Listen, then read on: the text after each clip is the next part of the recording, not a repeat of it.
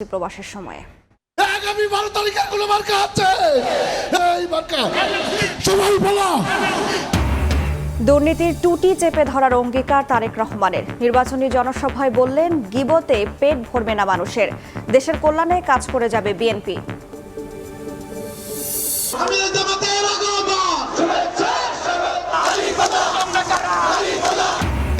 কায়দা করে ৩৯ ঋণ খেলাপিকে প্রার্থী বানানো দল কিভাবে দেশকে দুর্নীতিমুক্ত করবে, প্রশ্ন জামায়াত আমিরের। ভোটের বাক্সে হাত দিলে গুড়িয়ে দেওয়ার হুঁশিয়ারি। পথে পথে ভোটের আমেজ, দেশজুড়ে নির্বাচনী প্রচারের উচ্ছ্বাস। ভোটারদের কাছে টানতে নানা প্রতিশ্রুতি, পাল্টাপাল্টি অভিযোগ প্রার্থীদের।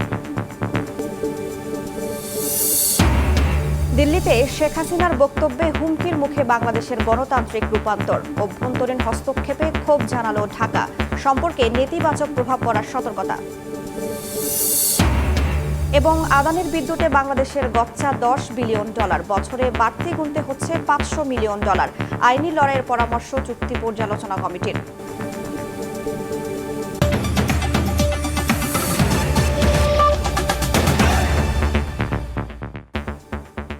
প্রবাসের সময়ের সঙ্গে আছি আমি রাইসা জান্নাত। ক্ষমতায় গেলে দুর্নীতির টুটি চেপে ধরবে বিএনপি। দেশ গড়ার পরিকল্পনায় কেউ বাধা সৃষ্টি করলে নেওয়া হবে কঠোর ব্যবস্থা। নির্বাচনী জনসভায় বিএনপি চেয়ারম্যান তারেক রহমান আরও বলেন, গিবতে পেট ভরবে না মানুষের, যতই বদনাম করুক দেশের কল্যাণে কাজ করে যাবে বিএনপি। সমালোচনা ভুলে সবাইকে নিয়ে কাজ করার কথাও জানান তারেক রহমান। আহমেদ সালেহিনের রিপোর্ট। কোনো মার্কা আছে আগামী 12 তারিখে কোনো মার্কা আছে সেই মার্কা সবাই বলো। সমুদ্রের ঢেউ যেন আছড়ে পড়েছে চট্টগ্রামের পলোগ্রাউন্ড মাঠে। লক্ষ জনতার দৃষ্টি পুরো মঞ্চ জুড়ে এক নেতার অপেক্ষায়। ততক্ষণে দীর্ঘ অপেক্ষার অবসান। বিএনপি চেয়ারম্যান তারেক রহমান আসলেন, তবে মঞ্চে না উঠে চলে এলেন সাধারণ মানুষের মাঝে। উচ্ছ্বাসে তখন ফেটে পড়ে পলোগ্রাউন্ড। তিনি মঞ্চে ওঠার পর সাধারণ মানুষ, নেতাকর্মী ও সমর্থকদের মুখে তখন তারেক বন্দনা স্লোগানে প্রকম্পিত হতে থাকে চট্টগ্রাম। ভোর থেকে চট্টগ্রাম বিভাগের বিভিন্ন স্থান থেকে ব্যানার, ফেস্টুন, প্ল্যাকার্ড হাতে আসতে থাকেন কর্মী, সমর্থক ও সাধারণ মানুষ। মাঠ যখন কানায় কানায় পূর্ণ, তখন অপেক্ষার অবসান ঘটে নির্বাচনী জনসভার। বক্তব্য দিতে উঠেই বিএনপি চেয়ারম্যান তারেক রহমান সালাম জানিয়ে চট্টগ্রামের ভাষায় কুশল বিনিময় করেন বন্দর নগরীর মানুষের সঙ্গে।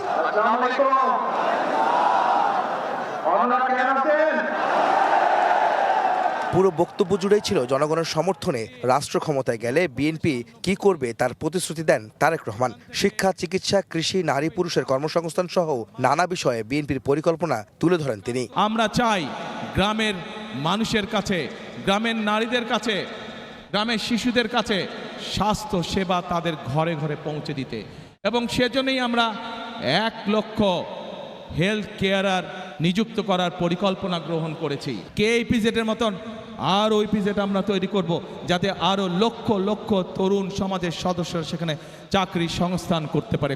চট্টগ্রামকে বাণিজ্যিক রাজধানী হিসেবে গড়ে তোলার পাশাপাশি এই শহরের জলাবদ্ধতা নিরসনে পদক্ষেপ নেওয়ার প্রতিশ্রুতি দেন তারেক রহমান। এছাড়াও বিএনপি চেয়ারম্যান বলেন, তাদের দল ক্ষমতায় গেলে মানুষের নিরাপত্তা নিশ্চিত করা ও দুর্নীতির টুটি চেপে ধরা হবে অন্যতম প্রধান কাজ। এই অঞ্চলের মানুষের একটি বড় দাবি আছে, কি সেটি? বাণিজ্যিক রাজধানী। ইনশাআল্লাহ বিএনপি আগামী 12 তারিখে নির্বাচনে আপনাদের সমর্থনে বিএনপি সরকার গঠনে সক্ষম হলে খালেদা জিয়ার সেই উদ্যোগ যত দ্রুত সম্ভব আগামী বিএনপি সরকার সেটিকে বাস্তবায়ন করবে। যে কোনো মূল্যে আগামী বিএনপি সরকার দুর্নীতির টুটি চেপে ধরবে।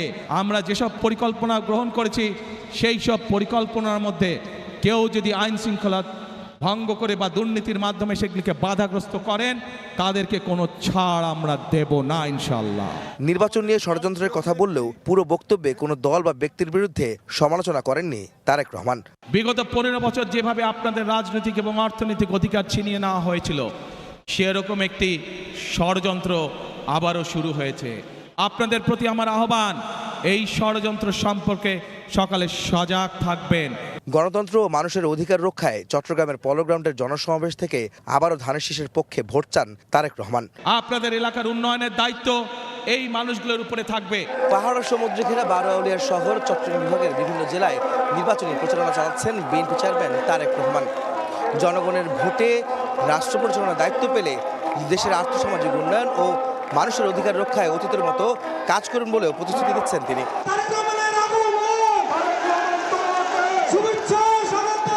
চট্টগ্রামের পর ফেনীর জনসভায় যোগ দেন তারেক রহমান। বলেন, স্বৈরাচার পতনের পর সুযোগ এসেছে দেশ গড়ার। ফ্যামিলি কার্ড, কৃষক কার্ড সহ অন্যান্য পরিকল্পনা বাস্তবায়নে ধানের শীষের পক্ষে ভোট চান তিনি। ছাত্র জনতার আন্দোলনের মুখে সেই স্বৈরাচার পালিয়ে যেতে বাধ্য হয়। আজ একটি পরিবর্তনের সময় এসেছে। এই পরিকল্পনা যদি বাস্তবায়ন করতে হয়, আপনাদেরকে সহযোগিতা করতে হবে, অর্থাৎ আপনাদের সমর্থন ধানের শীষের পক্ষে থাকতে হবে। পরে কুমিল্লার 14 গ্রামে জনসভায় যোগ দিয়ে তারেক রহমান অভিযোগ করেন, যাদের রাষ্ট্র পরিচালনার অভিজ্ঞতা নেই বিএনপিকে নিয়ে তারা আবোল তাবোল বকছে। কারো সমালোচনায় পাত্তা না দিয়ে দেশের জন্য কাজ করার কথা জানান বিএনপি চেয়ারম্যান। তারা কিন্তু শুধু বিএনপির বদনামি করে যাচ্ছে। ভালো করুক, আমার কোনো আপত্তি নেই, আমাদের কোনো আপত্তি নেই। আমরা ভাই আপনাদের জন্য, দেশের জন্য কি করতে পারবো, কি করব, আমরা সেই পরিকল্পনা গ্রহণ করেছি। এছাড়াও কুমিল্লার আরও দুটি জনসভা শেষে নারায়ণগঞ্জের জনসভায় যোগ দেবেন তারেক রহমান। আহমেদ সালেহীন, সময় সংবাদ। কায়দা করে ৩৯ ঋণ খেলাপিকে নির্বাচনে প্রার্থী বানানো দল কিভাবে দেশকে দুর্নীতিমুক্ত করবে, এমন প্রশ্ন তুলেছেন জামায়াত আমির ডাক্তার শফিকুর রহমান। হেরে যাওয়ার ভয়ে কেউ কেউ বাঁকা পথে হাঁটার চেষ্টা করছে অভিযোগ করে হুঁশিয়ার করে তিনি বলেন, এবার ভোটের বাক্সে হাত দিলে গুড়িয়ে দেয়া হবে। উত্তরবঙ্গে 2 দিনের সফর শেষ করে এবার ঢাকায় নির্বাচনী প্রচারণার মাঠে জামাতের আমির ডাক্তার শফিকুর রহমান। রোববার গেন্ডারিয়ায় জোটের জনসভায় অংশ নেন তিনি। এ সময় তার সঙ্গে ছিলেন 10 দলীয় জোটের শীর্ষ নেতারা। ঢাকা মহানগর দক্ষিণ জামাতের বিভিন্ন ইউনিটের নেতাকর্মীরা খণ্ড খণ্ড মিছিল নিয়ে জড়ো হন পুরান ঢাকার ধূপখোলা মাঠে। দুপুরের জনসভায় পুরো মাঠ কানায় কানায় পূর্ণ হয়ে যায়। লোকে লোকারণ্য হয় আশপাশ। প্রধান অতিথির বক্তব্যে ঋণ খেলাপিদের কায়দা করে প্রার্থী বানানো দল কিভাবে দেশ দুর্নীতিমুক্ত করবে প্রশ্ন তুলেন জামাতের আমির। একটা দল শুনলাম ইদানিং বলছেন তাদের হাতে দেশ আসলে তারা নাকি দুর্নীতি নিয়ন্ত্রণ করবেন। যাদের সংসদ সদস্য ৩৯ জন গুরুতর ঋণ খেলাপি, কায়দা করে তাদেরকে বানানো হয়েছে ক্যান্ডিডেট, তারা বাংলাদেশের মানুষকে দুর্নীতিমুক্ত করবে। এর আগে রাজধানীর অন্যতম প্রবেশদ্বার যাত্রাবাড়িতে নির্বাচনী জনসভায় যোগ দেন ডাক্তার শফিকুর রহমান। সেখানে তিনি বলেন, জামাত সরকার গঠন করলে নারীদের নিরাপদ কর্মসংস্থান গড়ে তুলবে। কর্মজীবী নারীদের জন্য ইভিনিং বাস সার্ভিস চালু করা হবে। আপনাদেরকে রিপ্রেজেন্ট করার দুঃসাহস দেখাবে না। কর্মক্ষেত্রে কোনোভাবেই আপনাদেরকে হেনস্থার শিকার হতে হবে না। মর্যাদা এবং নিরাপত্তার সাথে আপনারা করবেন। চলাচলের সময়, বিশেষ করে পিক আওয়ারে বড় শহরগুলোতে, রাজধানী সহ, আমরা শুধু মহিলাদের জন্য ইভিনিং বাস সার্ভিস চালু করব ইনশাআল্লাহ। জামাত আমির অভিযোগ করেন, কেউ কেউ হেরে যাওয়ার ভয়ে পাকা পথে পা বাড়ানোর চেষ্টা করছে। ভোট অনিয়মের চেষ্টা হলে রুখে দেওয়ার হুঁশিয়ারি দেন তিনি। হেরে যাওয়ার ভয়ে বাঁকা অন্ধকার গলিপথে চলতে পারেন। আমরা নির্দিষ্ট কোনো দলকে বলছি না, ব্যক্তিকেও বলছি না। আমরা আশা করব জুলাইয়ের চেতনাকে উপলব্ধি করে এগুলা থেকে সরে আসবেন। যদি না আসেন, মনে রাখবেন, জুলাই যোদ্ধারা, যুবক যুবতীরা ঘুমায় যায়নি। তাদের প্রথম কাজটা করেছে, দ্বিতীয় কাজের জন্য তারা এখন প্রস্তুত। তাদের বুটে কেউ হাত দেবেন না, হাত দিলে আগুন জ্বলবে। রোববার সন্ধ্যায় বকশীবাজার আলিয়া মাদ্রাসা মাঠে ঢাকা 7 আসনে দাঁড়িপাল্লার প্রার্থীর পক্ষে জনসভায় অংশ নেন জামায়াতের আমির ডাক্তার শফিকুর রহমান। এখানেও নানা প্রতিশ্রুতি দেন তিনি। বলেন, জামাত ক্ষমতায় গেলে বেকার ভাতা নয়, যুবকদের সম্মানজনক কর্মসংস্থানের ব্যবস্থা করা হবে। নাজমুস সালেহী, সময় সংবাদ, ঢাকা। সারা দেশে জমজমাট নির্বাচনী প্রচারণা। ভোটের প্রচারে নানা প্রতিশ্রুতি দিচ্ছেন প্রার্থীরা। ঠাকুরগাঁও 1 আসনে প্রচারে অংশ নিয়ে নির্বাচিত হলে দুর্নীতিবাজদের বিরুদ্ধে দৃষ্টান্তমূলক ব্যবস্থা নেওয়ার হুঁশিয়ারি দিয়েছেন বিএনপি মহাসচিব মির্জা ফখরুল ইসলাম আলমগীর। বিভিন্ন স্থানে দাঁড়িপাল্লার প্রচারণা সামগ্রী ছিঁড়ে ফেলা সহ আচরণবিধি নিয়ে নানা অভিযোগ করেছেন জামায়াত প্রার্থীরা।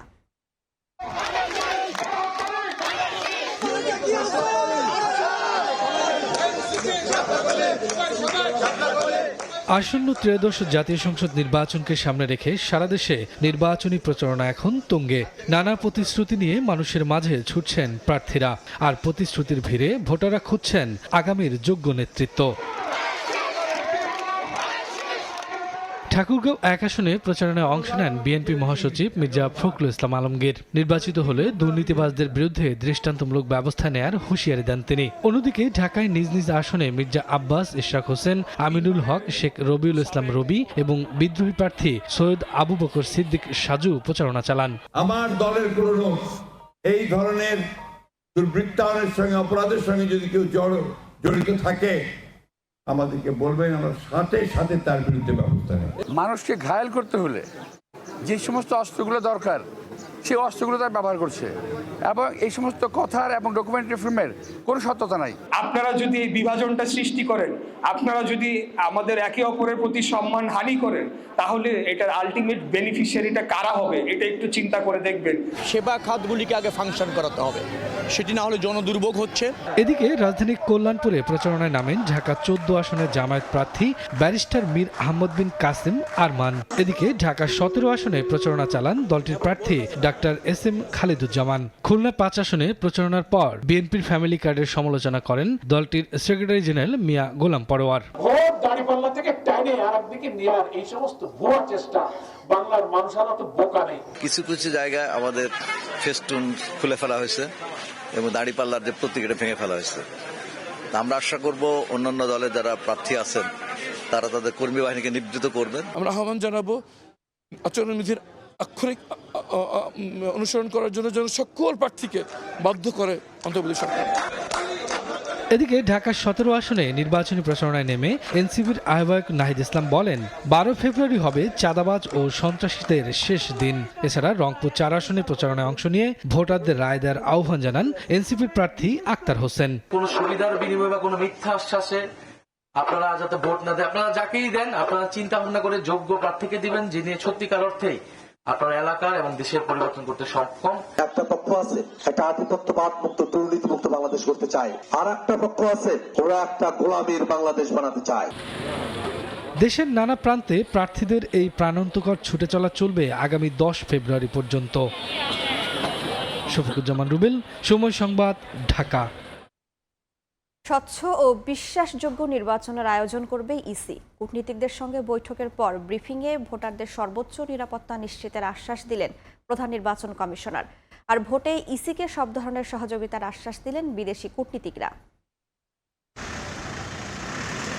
ত্রয়োদশ সংসদ নির্বাচন ও গণভোট নিয়ে বাংলাদেশে কর্মরত রাষ্ট্রদূত ও বিদেশি সকল মিশনের কূটনীতিকদের সঙ্গে বৈঠকে বসে নির্বাচন কমিশন। রোববার সকালে রাজধানীর একটি হোটেলে ওই বৈঠকে সিইসি সহ ৪ নির্বাচন কমিশনার উপস্থিত ছিলেন।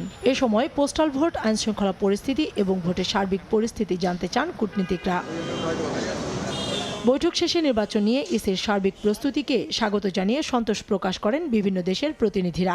I am convinced that the Election Commission are doing their best in terms of preparation for the upcoming elections. And we thank them very much for all of their work with us over the months in preparing for this consequential election.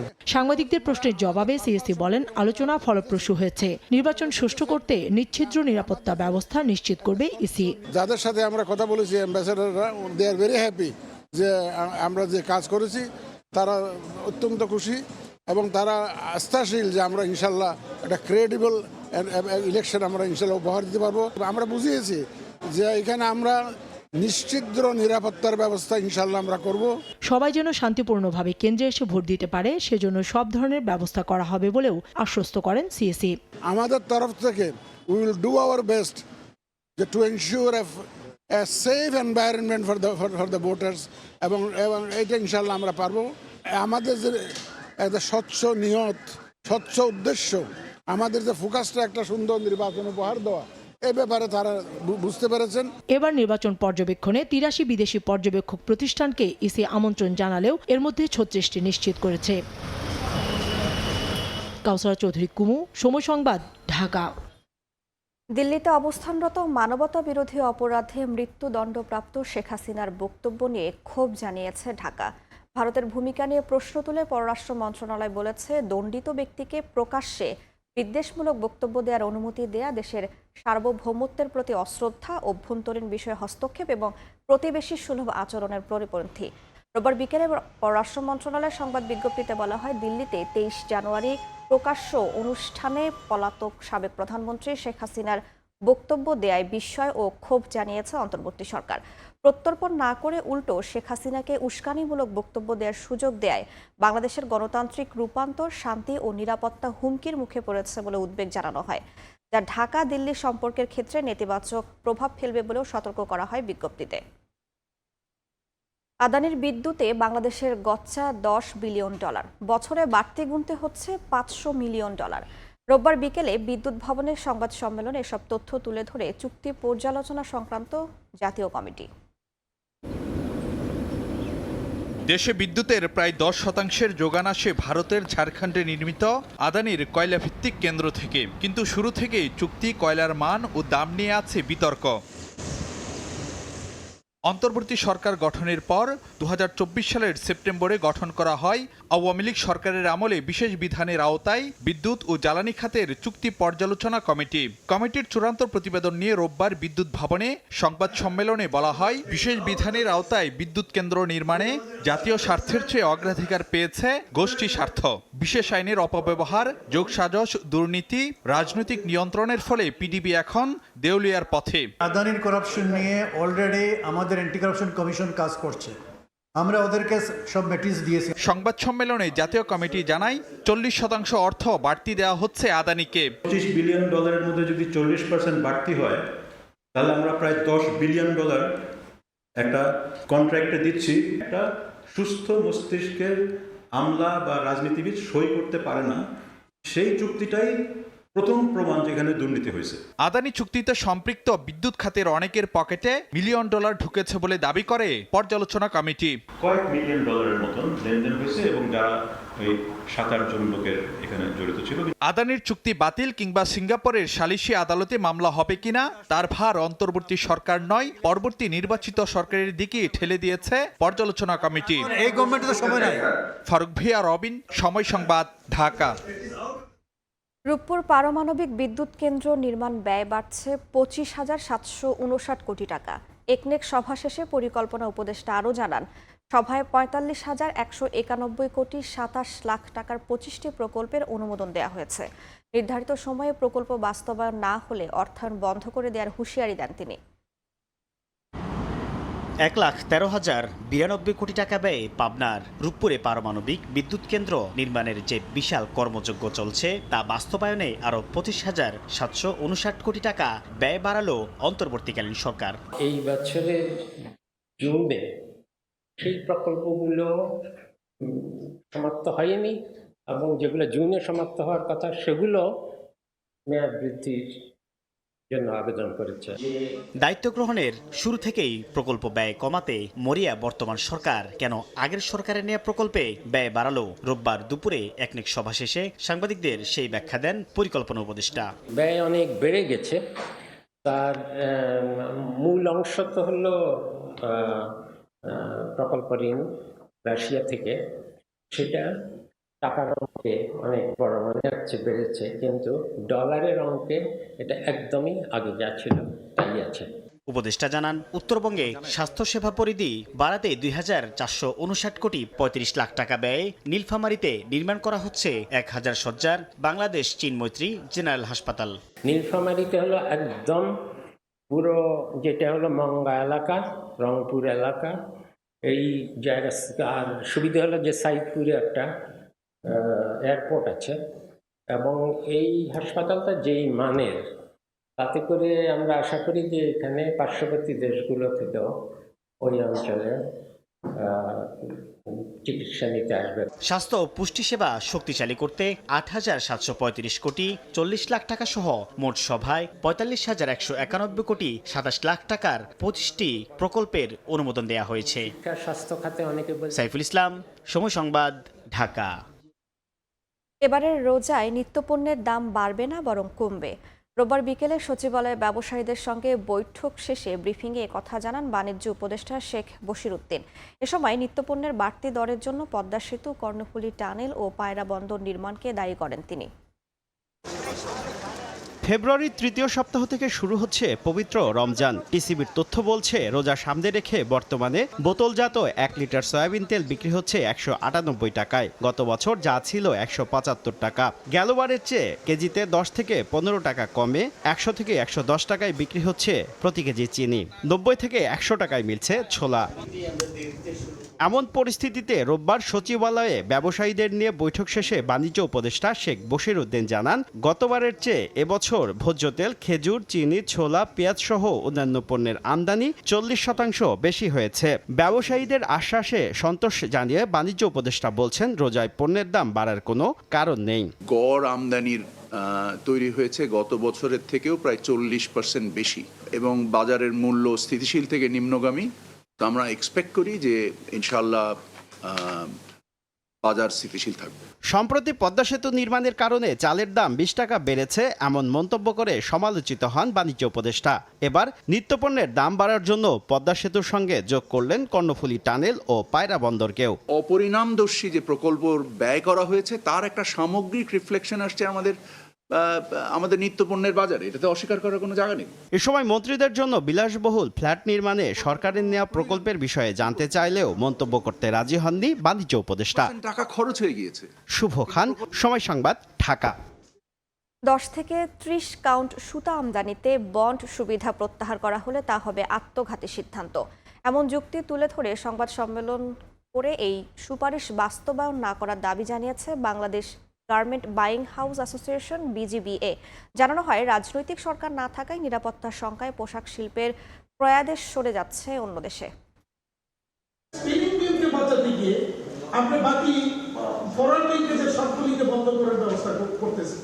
এই অযৌক্তিক সিদ্ধান্তে অবিলম্বে প্রত্যাহারের জন্য আমরা সরকারের কাছে বিনীত অনুরোধ করছি। বিজিএমইএ বিকেএমই এর পর এবার Bangladesh garment buying house association BGBA জানালো, 10 থেকে 30 কাউন্ট সুতা আমদানিতে বন্ড সুবিধা তুলে দিতে বাণিজ্য মন্ত্রণালয়ের সুপারিশ বাস্তবায়ন করা হলে ধ্বংসের কবলে পড়বে দেশের তৈরি পোশাক শিল্প। প্রবলেমগুলো সমাধান না করে আমরা ডিরেক্ট আত্মঘাতী সিদ্ধান্ত নিচ্ছি, যে আত্মঘাতী সিদ্ধান্তের মাধ্যমে আমাদের এই শিল্পকে আইসিইউ থেকে মৃত্যু সজ্জায় নিয়ে যাওয়ার ব্যবস্থা করছি। আমি রিকোয়েস্ট করব সরকারকে, প্লিজ এই আত্মঘাতী সিদ্ধান্ত বন্ধ করুন। আপনারা যদি না বুঝেন ইন্ডাস্ট্রি কি জিনিস, আমাদেরকে ডাকুন। সাকসেসফুল এন্টারপ্রেনার যারা আছেন, সফল ব্যবসায়ী এবং যারা স্টেক হোল্ডার বিভিন্ন ট্রেড ইউনিয়ন, তাদেরকে নিয়ে বসুন যে কিভাবে এই ইন্ডাস্ট্রিকে বাঁচানো যায়। প্রণোদনা সহ সুতাকল মালিকদের বাঁচাতে দরকারি সহযোগিতা করার পরামর্শ সংগঠনটির। তাদের সাথে বসুন, তাদের প্রবলেমগুলো জানার চেষ্টা করুন, তারা কি কারণে তারা ডিফিকাল্টিস ফেস করছেন। একসাথে বসে বিভিন্ন পলিসিগুলো সাপোর্ট দেন। রোববার রাজধানীর উত্তরায় BGBA এর নিজস্ব কার্যালয়ে আয়োজিত এই সংবাদ সম্মেলনে জানানো হয়, নিরাপত্তা শঙ্কায় প্রধান রপ্তানি খাতের ক্রয়াদেশ সরে যাচ্ছে অন্য দেশে। বড় বড় রিটেলার তারা শঙ্কিত বাংলাদেশের নিরাপত্তাহীনতার জন্য। তারা তাদের বায়ারদেরকে ইনস্ট্রাকশন দিয়ে দিয়েছেন অলরেডি যে 2026-এর অর্ডারগুলো মুভ করে অন্য দেশে মুভ করার জন্য। জ্বালানি সংকট আর ব্যাংক লুটের ধকল সামলাতে না পারা শিল্প খাত বাঁচাতে অন্তর্বর্তী সরকারের কাছে এমন পরিবেশ চান উদ্যোক্তারা যেন নির্বাচিত সরকার এসে দ্রুত এগিয়ে নিতে পারে ঝিমিয়ে পড়া দেশের অর্থনীতিকে। আজকে ব্যবসার প্রফিট যদি হয় 10%, আজকে 15% সুদ দিয়ে কি ব্যবসা করা যাবে? যাবে না। কামরুল হাসান সবুজ, সময় সংবাদ, ঢাকা। 1.5 বছর ধরে নিত্যপণ্য আমদানিতে শুল্ক বাড়ানো হয়নি, অনেক ক্ষেত্রে কমানো হয়েছে বলে জানিয়েছেন এনবিআর চেয়ারম্যান আব্দুর রহমান খান। আন্তর্জাতিক কাস্টমস দিবস উপলক্ষে সংবাদ সম্মেলনে এনবিআর চেয়ারম্যান জানান, ফল আমদানিতে নতুন করে শুল্ক বাড়ায়নি সরকার। টাকার অবমূল্যায়নে দাম বেড়েছে পণ্যটির। বলেন, রাজস্ব বাড়ানোর জন্য এনবিআর এর হাতে কোনো ম্যাজিক নাই, তবে কিভাবে আয় আরও বাড়ানো যায় সে চেষ্টা চলছে। তিনি আরও জানান, এখন পর্যন্ত 34.5 লাখ করদাতার অনলাইনে রিটার্ন জমা দেওয়ার তথ্য দিয়ে 430 কোটি টাকা রাজস্ব আয় হয়েছে।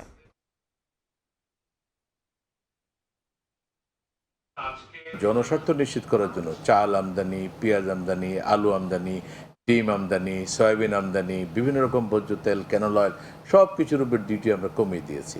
আমার তো গভর্নমেন্টের এক্সপেন্ডিচার বাজেট ক্রমাগত বাড়ছে, তো সেটাকে বিবেচনায় রেখেই আমরা চাইলেও কিন্তু একদম ড্রাস্টিক্যালি করতে পারি না, এটা বুঝতে হবে। বাট আমাদের চিন্তা হচ্ছে এটাকে রেশনালাইজ করা এবং জনস্বার্থে টোটাল ট্যাক্স পলিসিটাকে ডিজাইন করা।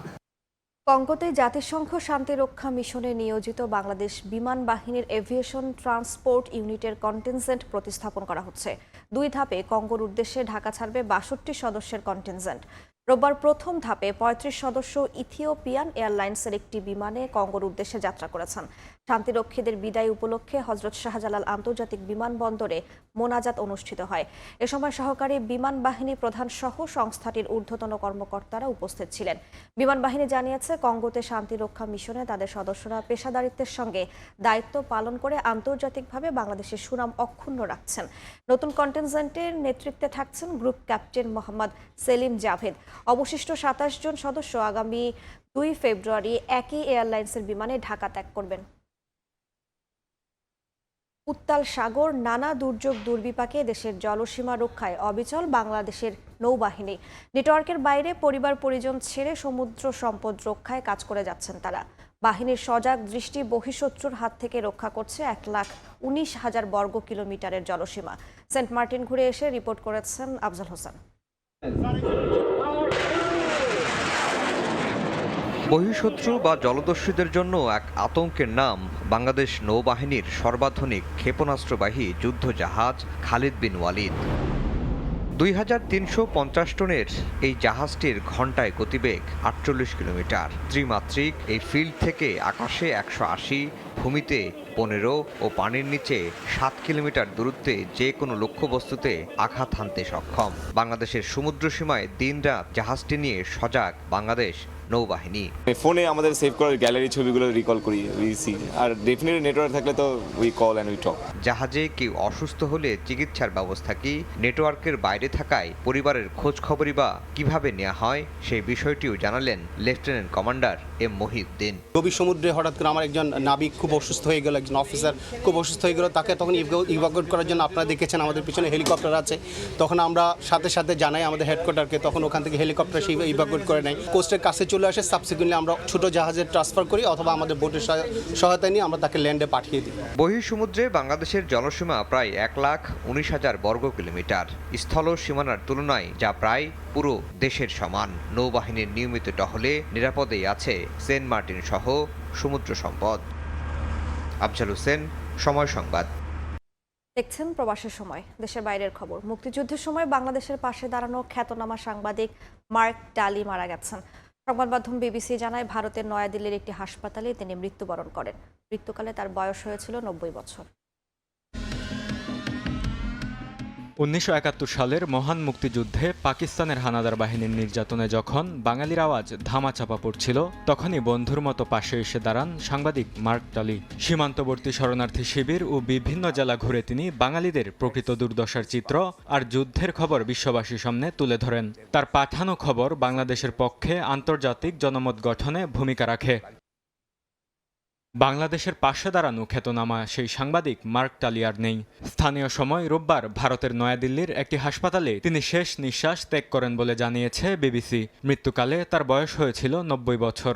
মার্ক টালি দীর্ঘদিন বিবিসির ভারত ব্যুরো প্রধানের দায়িত্ব পালন করেন।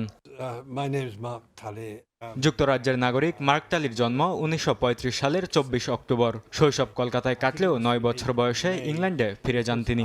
স্কুল কলেজে পড়াশোনা করেন সেখানেই। ইতিহাস ও ধর্ম বিষয়ে পড়াশোনা করতে ভর্তি হন কেমব্রিজ বিশ্ববিদ্যালয়ে, তবে সেই পড়াশোনাও শেষ করেননি।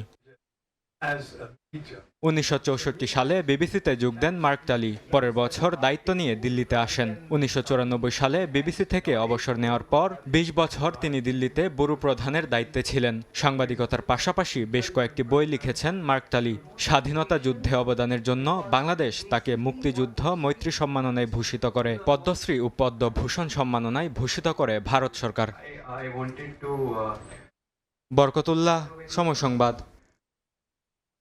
ভারী তুষারপাতে বিপর্যস্ত যুক্তরাষ্ট্র। 18 অঙ্গরাজ্যে জরুরি অবস্থা জারি করা হয়েছে। শীতকালীন ঝড়ের তাণ্ডবে বিদ্যুৎ বিচ্ছিন্ন হয়ে ভোগান্তিতে পড়েছেন 1,30,000-এর বেশি মানুষ। বাতিল করা হয়েছে প্রায় 15,000 ফ্লাইট। পুরো তুষারের স্তর জমে যাওয়ায় বিভিন্ন সড়কে যান চলাচল বন্ধ হয়ে যায়। বিভিন্ন অঙ্গরাজ্যে প্রয়োজনীয় সরঞ্জাম, জনবলের পাশাপাশি উদ্ধারকারী দল মোতায়েন করা হয়েছে বলে জানিয়েছেন স্বরাষ্ট্রমন্ত্রী ক্রিস্টি নোয়েম। এটিকে ইতিহাসের ভয়াবহ ঝড় বলে অভিহিত করেছেন প্রেসিডেন্ট ডোনাল্ড ট্রাম্প। শীতকালীন ঝড় ও তুষারপাতে বিপর্যস্ত যুক্তরাষ্ট্রের দক্ষিণ থেকে উত্তর পূর্বাঞ্চল, যা সময়ের সঙ্গে সঙ্গে আরও তীব্র হচ্ছে। তুষার ও বরফে ঢেকে গেছে 13,000 মাইল এলাকা। রোববার পর্যন্ত টেক্সাস থেকে নিউ ইংল্যান্ড পর্যন্ত 2,000 মাইলের বেশি অঞ্চল জুড়ে ঝড়ের তাণ্ডব থাকবে বলে সতর্ক করেছে দেশটির আবহাওয়া দফতর। এতে প্রায় 18 কোটি মানুষ ভারী তুষার, শিলাবৃষ্টি সহ বৈরী আবহাওয়ার ঝুঁকিতে রয়েছে বলে জানিয়েছে সংশ্লিষ্ট দপ্তর। এরই মধ্যে সাউথ ও North Carolina, Virginia, Tennessee, Georgia, Louisiana সহ বিভিন্ন অঙ্গরাজ্যে জরুরি অবস্থা জারি করা হয়েছে। এদিকে শীতকালীন ঝড়টিকে স্মরণকালের ভয়াবহ ঝড় হিসেবে সতর্ক করেছেন মার্কিন প্রেসিডেন্ট ডোনাল্ড ট্রাম্প। ঝড়ের প্রভাবে এরই মধ্যে বিদ্যুৎ বিচ্ছিন্ন হয়ে পড়েছে দেশটির বেশ কয়েকটি অঙ্গরাজ্য। অন্ধকারে দিন পার করছেন 1 লাখের বেশি মানুষ। তীব্র তুষারপাতে দেশটির গুরুত্বপূর্ণ সড়কগুলো চলাচলের অযোগ্য হয়ে পড়েছে। যান চলাচল স্বাভাবিক করতে বৈরী আবহাওয়ার মধ্যেও সড়কে লবণ ছিটাচ্ছেন কর্মীরা। ওকলাহোমায় হাইওয়ে পেট্রোলের ছুটি বাতিলের পাশাপাশি মোতায়েন করা হয়েছে ন্যাশনাল গার্ড। নিউ জার্সিতে বাণিজ্যিক যানবাহন চলাচল সীমিত করা হয়েছে। এদিকে ঝড়ের কারণে যুক্তরাষ্ট্র জুড়ে বাতিল করা হয়েছে হাজার হাজার ফ্লাইট। চলমান পরিস্থিতিতে জরুরি ব্যবস্থাপনা সংস্থা দেশটির বিভিন্ন অঙ্গরাজ্যে প্রয়োজনীয় সরঞ্জাম, জনবলের পাশাপাশি উদ্ধারকারী দল মোতায়েন করেছে বলে জানিয়েছেন স্বরাষ্ট্রমন্ত্রী ক্রিস্টি নোয়েম। বিদ্যুৎ পরিস্থিতি স্বাভাবিক করতে দক্ষিণাঞ্চলের কয়েকটি রাজ্যে বিদ্যুৎ লাইন মেরামতের কাজ শুরু করেছে কর্তৃপক্ষ। এ অবস্থায় বাসিন্দাদের প্রয়োজন ছাড়া বাড়ির বাইরে না যাওয়ার আহ্বান জানিয়েছেন New York City mayor Zohran মামদানিও। নাসরিন রুমি, সময় সংবাদ। যুক্তরাষ্ট্রের মিনেসোটায় আইনশৃঙ্খলা রক্ষাকারী বাহিনীর গুলিতে আবারও এক মার্কিন নাগরিক নিহত হয়েছেন। মিনিয়াপলিসে আইসিই সদস্যদের ধরপাকড় ও বিক্ষোভের মধ্যেই এ ঘটনা ঘটে। হোমল্যান্ড সিকিউরিটি বিভাগের দাবি, নিহত ব্যক্তি একজন সন্ত্রাসী, তার হাতে অস্ত্র ছিল। ফেডারেল এজেন্টরা আত্মরক্ষার্থে তাকে গুলি চালিয়েছে। এদিকে শনিবারও মিনিয়াপলিসে আইনশৃঙ্খলা রক্ষাকারী বাহিনীর সঙ্গে বিক্ষোভকারীদের ব্যাপক সংঘর্ষ হয়েছে। যুক্তরাষ্ট্র থেকে হাসানুজ্জামান সাকির রিপোর্ট। যুক্তরাষ্ট্রের ফেডারেল এজেন্টদের গুলিতে আরও এক মার্কিন নাগরিকের মৃত্যু হয়েছে। শনিবার মিনেসোটা অঙ্গরাজ্যের মিনিয়াপলিসে বর্ডার পেট্রোল বাহিনীর সদস্যদের গুলিতে 37 বছর বয়সী এক ব্যক্তি নিহত হয়েছেন বলে জানিয়েছে পুলিশ। এক বিবৃতিতে হোমল্যান্ড সিকিউরিটি বিভাগ জানায়, নিহত ব্যক্তির হাতে অস্ত্র ছিল। আইন শৃঙ্খলা বাহিনীর সদস্যরা তাকে নিরস্ত্র করতে চাইলে তিনি আক্রমণাত্মক হয়ে ওঠেন। সরকারি এজেন্টরা নিজেদের আত্মরক্ষার্থে তার উপর গুলি চালায়। এদিকে ঘটনার তদন্তের আগেই ট্রাম্পের সহযোগী হোয়াইট হাউসের সিনিয়র সহকারী স্টিফেন মিলার নিহত ব্যক্তিকে সন্ত্রাসী হিসেবে আখ্যা দিয়েছেন। যদিও পুলিশ প্রধান বলছেন গুলির ঘটনা এখনো স্পষ্ট নয়। মিনিয়াপলিসের মেয়র জ্যাকব ফ্রে অভিযোগ করেছেন, মুখোশধারী এজেন্টরা স্থানীয় বাসিন্দাদের মারধর ও গুলি করে হত্যা করছে। তিনি শহরে কর্মরত ফেডারেল এজেন্টদের দায় মুক্তিরও নিন্দা জানান। চলমান অভিবাসী ধরপাকড় ও বিক্ষোভের মধ্যে মিনেসোটার গভর্নর টিম ওয়ালজ ফেডারেল এজেন্টদের গুলি চালানোর ঘটনা তদন্তেরও। এদিকে যুক্তরাষ্ট্রে ট্রাম্প প্রশাসনের অভিবাসন নীতির বিরুদ্ধে প্রতিদিনই বিক্ষোভ চলছে। শনিবার মিনেসোটার মিনিয়াপলিসে আইন শৃঙ্খলা রক্ষাকারী বাহিনীর সঙ্গে বিক্ষোভকারীদের ব্যাপক সংঘর্ষ হয়। এ সময় পুলিশ কাঁদানে গ্যাস ও সাউন্ড গ্রেনেড ছোড়ে। পুরো এলাকা রণক্ষেত্রে পরিণত হয়। হাসানুজ্জামান সাকি, সময় সংবাদ, যুক্তরাষ্ট্র। মার্কিন প্রেসিডেন্ট ডোনাল্ড ট্রাম্পকে রুখতে কংগ্রেসের নির্বাচনে জয়ের বিকল্প নেই বলে মনে করছেন ডেমোক্র্যাট দলীয় প্রার্থীরা। নির্বাচনে হেরে গেলে অভিশংসনের মুখে পড়ার শঙ্কার কথাও জানিয়েছেন প্রেসিডেন্ট ট্রাম্প। মধ্যবর্তী নির্বাচনে জয়ের আশাবাদ ক্যালিফোর্নিয়ার বাংলাদেশি আমেরিকান ডেমোক্র্যাট প্রার্থীর। যুক্তরাষ্ট্র থেকে লস্কর আল মামুনের রিপোর্ট।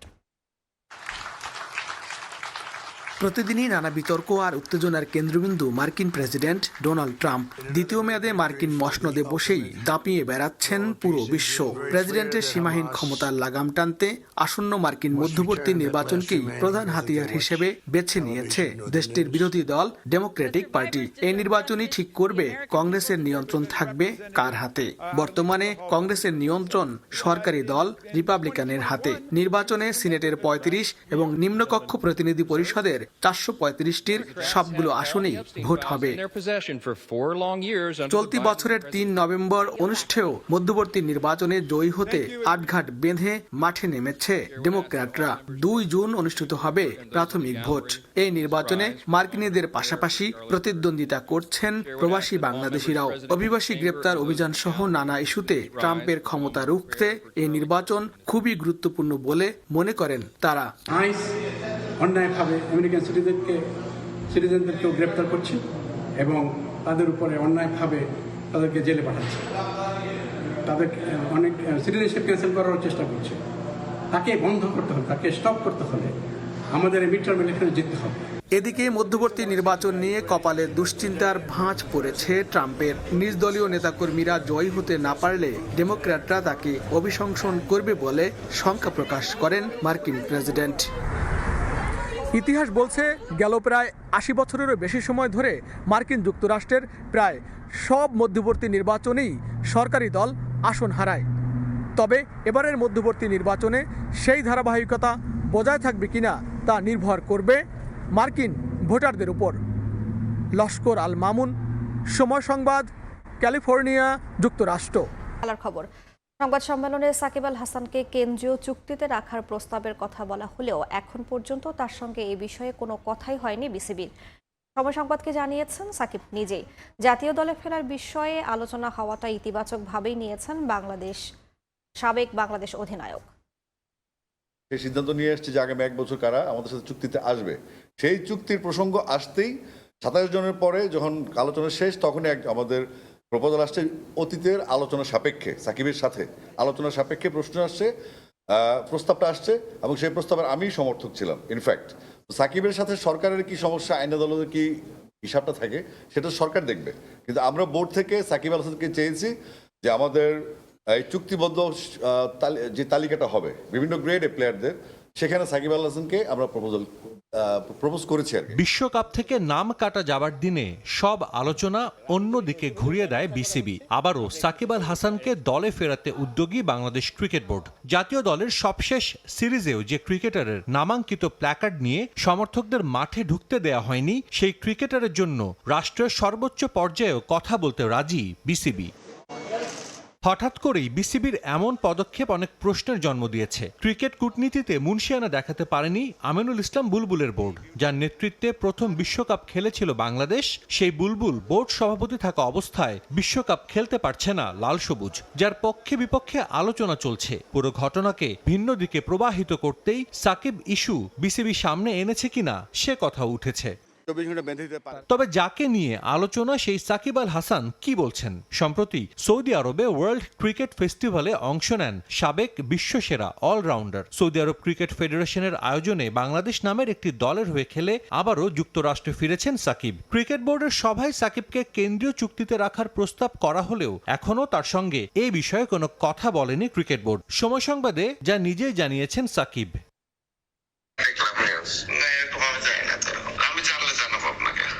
বাংলাদেশ জাতীয় দলের হয়ে প্রায় 450 ম্যাচ খেলেছেন সাকিব। সবশেষ 2024 সালে অক্টোবরে ভারতের বিপক্ষে কানপুর টেস্টে অংশ নিয়েছিলেন তিনি। এরপর অনেকবারই সাকিব বলেছেন জাতীয় দলে আবারও সব ফরম্যাটে ফিরতে চান, অবসর নিতে চান দেশের মাটি থেকে।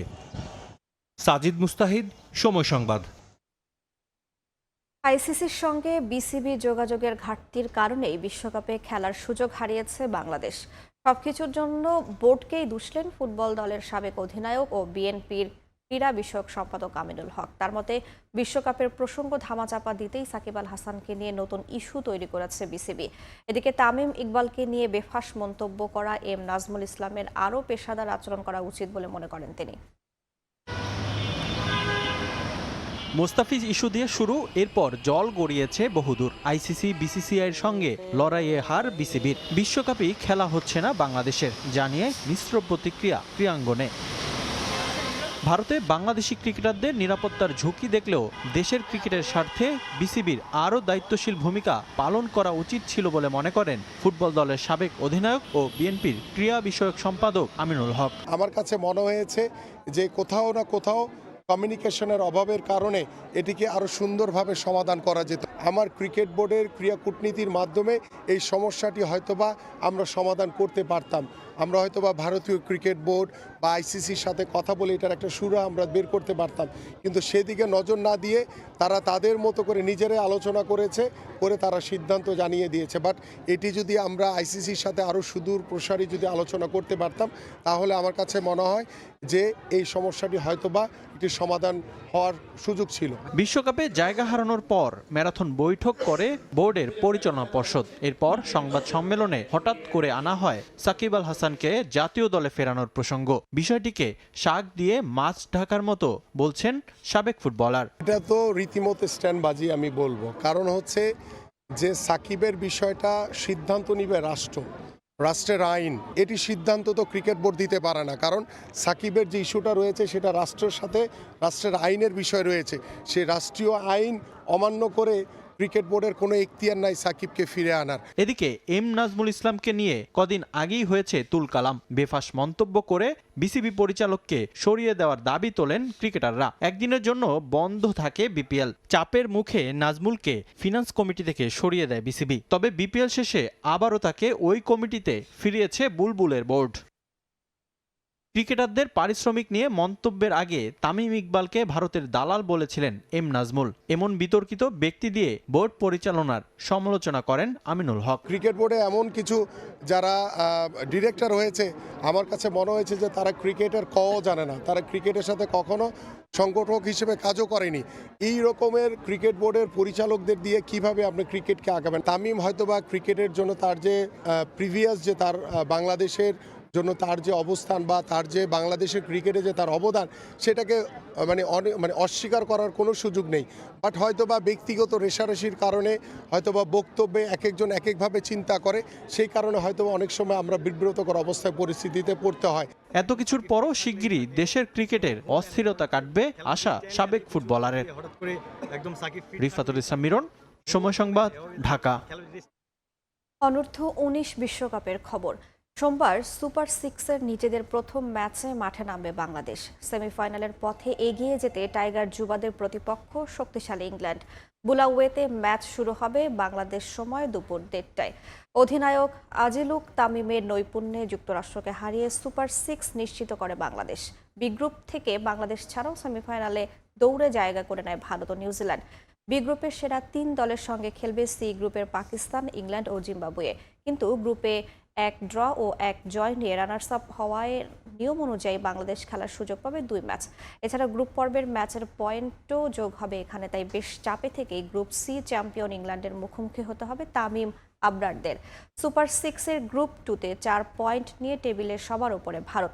সমান পয়েন্ট নিয়ে এর পরের অবস্থানেই ইংল্যান্ড। বাংলাদেশ আছে 4 নম্বরে। তাই সেমিফাইনালের আশা বাঁচিয়ে রাখতে ইংল্যান্ডের বিপক্ষে ম্যাচে জয় পেতেই হবে টাইগার যুবাদের।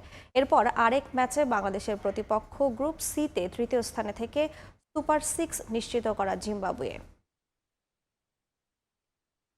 শুরু হলো বাংলাদেশ চ্যাম্পিয়নশিপ লিগ। ঘরোয়া ফুটবলের 2য় স্তরের লিগে এবার নতুন করে যুক্ত হয়েছে 3 দল। দীর্ঘদিন পরে ফিরেছে শুকতারা যুব সংসদ। এছাড়া নির্ধারিত সময়ে বাংলাদেশ ফুটবল লিগ শেষ করার আশ্বাস দিয়েছেন পেশাদার লিগ কমিটির চেয়ারম্যান ইমরুল হাসান। এদিকে হোম নয় ভিয়েতনামে অ্যাওয়ে ম্যাচ খেলার পরিকল্পনা করছে জাতীয় দল ব্যবস্থাপনা কমিটি। সময় স্বল্পতার কারণে তাড়াহুড়োর মধ্যে বাংলাদেশ ফুটবল লিগ শুরু করেছিল পেশাদার লিগ কমিটি। সাদামাটা আয়োজন সহ সম্প্রচার ইস্যুতে নিম্নমানের ক্যামেরা ব্যবহার নিয়ে সমালোচনার মুখে পড়তে হয়েছে ফেডারেশনকে। ফুটবল লিগের বিরতির মাঝে বাংলাদেশ চ্যাম্পিয়নশিপ লিগ আয়োজন করেছে ফেডারেশন। পূর্বের আসরগুলোর তুলনায় যা ছিল অনেকটাই গোছানো। 10 দল নিয়ে আয়োজিত হওয়া দেশের 2য় স্তরের এই লিগ আয়োজিত হওয়ার কথা দেশের 3টি ভেন্যুতে। বিসিএল এবার এসেছে নতুন 3টি দল। খেলাঘর সমাজ কল্যাণ সমিতি চট্টগ্রাম সিটি ক্লাবের সঙ্গে দীর্ঘদিন পর বিসিএল এ ফিরেছে শুকতারা যুব সংসদ। শুকতারা একটা পুরনো ক্লাব, তো এরকম পুরনো ক্লাব যত বেশি ফিরে আসবে, যারা ঐতিহ্যবাহী ক্লাব আছে তারা যদি ফুটবলে ফিরে আসে এবং সর্বোচ্চ পর্যায়ে খেলে, তাহলে আমি মনে করি যে সেটা ফুটবলের জন্য একটা ইতিবাচক বার্তা বহন করবে। এবং এদের পাশাপাশি যদি আরও কিছু পুরনো ক্লাব ভবিষ্যতে আসে, আমার মনে হয় যে বাংলাদেশের ফুটবলটা ধীরে ধীরে ক্রমোন্নতির দিকে এগিয়ে যাবে। এদিকে পূর্ব নির্ধারিত সময়ে বাংলাদেশ ফুটবল লিগের দ্বিতীয় পর্ব চালু করতে না পারলেও যথাসময়ে লিগ শেষ করার আশ্বাস দিয়েছেন পেশাদার লীগ কমিটির চেয়ারম্যান ইমরুল হাসান। যেহেতু জাতীয় নির্বাচনের একটা ইস্যু রয়ে গেছে, তো আমরা জাতীয় নির্বাচনের পরপরই যত শীঘ্র সময়ের মধ্যে সম্ভব আমরা ইনশাআল্লাহ ফেডারেশন কাপ বিএফএল শুরু করে দেব। আগে যে প্ল্যান ছিল যে এপ্রিল মাসের শেষ করার জন্য, আমরা সেদিকে চেষ্টা করবো যেন তার মধ্যে শেষ করতে পারি, কারণ ওটা শেষ করতে পারলে আমরা আসলে স্বাধীনতা কাপটুকু নির্ধারিত সময় শুরু করতে পারবো। এদিকে মার্চে এএফসি এশিয়ান কাপ বাছাইয়ে সিঙ্গাপুরের বিপক্ষে ম্যাচের আগে ভিয়েতনামে অ্যাওয়ে ম্যাচ খেলার চেষ্টা করবে বাংলাদেশ। এর আগে সিলেটে ম্যাচ খেলার কথা থাকলেও সেখান থেকে সরে এসেছে বাফুফের জাতীয় দল ব্যবস্থাপনা কমিটি। ন্যাশনাল টিমস কমিটি আমরা মিটিংয়ে বসছিলাম, তখন আমাদের সাথে দুটো অপশন ছিল। পরবর্তীতে ভিয়েতনাম এসে তার সাথে যুক্ত হয়েছে। তো আমরা আলাপ আলোচনা করছি যদি ভিয়েতনামের সূচিতে আমাদের সাথে, যেহেতু আমরা ভিয়েতনাম থেকে সিঙ্গাপুর গিয়ে আমাদেরকে খেলতে হবে, যে সব কিছু মিলে যদি আমাদের সেটা সুইটেবল মনে হয় তো আমরা ভিয়েতনামটাকে হয়তো প্রাধান্য দেবো। তবে হোম ম্যাচ না খেললেও বাংলাদেশেই ক্যাম্প শুরু করবে লাল সবুজরা, যেখানে দলের সঙ্গে যোগ দিবেন হামজা সুমিত্রা। ফাহিম ইসলাম, সময় সংবাদ, ঢাকা। এ পর্যায়ে শীর্ষ সংবাদগুলো জানিয়ে দিচ্ছে আরেকবার। আগামী 12 তারিখের কোনো মার্কা আছে, এই মার্কা সবাই বলো। দুর্নীতির টুটি চেপে ধরার অঙ্গীকার তারেক রহমানের। নির্বাচনী জনসভায় বললেন, গিবতে পেট ভরবে না মানুষের, দেশের কল্যাণে কাজ করে যাবে বিএনপি।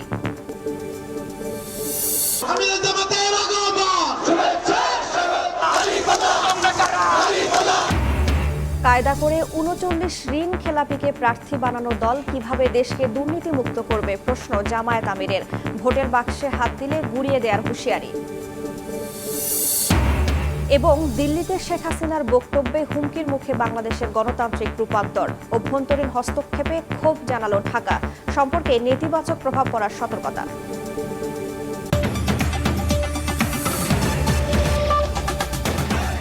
এই ছিল প্রবাসের সময়ের সঙ্গেই থাকুন সময়ের।